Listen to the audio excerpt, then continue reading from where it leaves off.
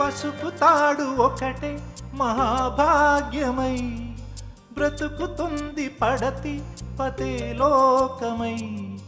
మగని మంచి కోసం పడే ఆర్తిలో సతిని మించగలరా మరే ఆప్తులు.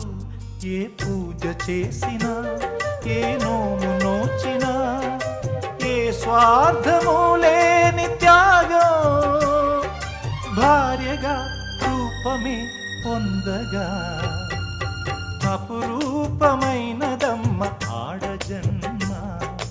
ఆ జన్మకు పరిపూర్ణత ఇల్లాలమ్మా.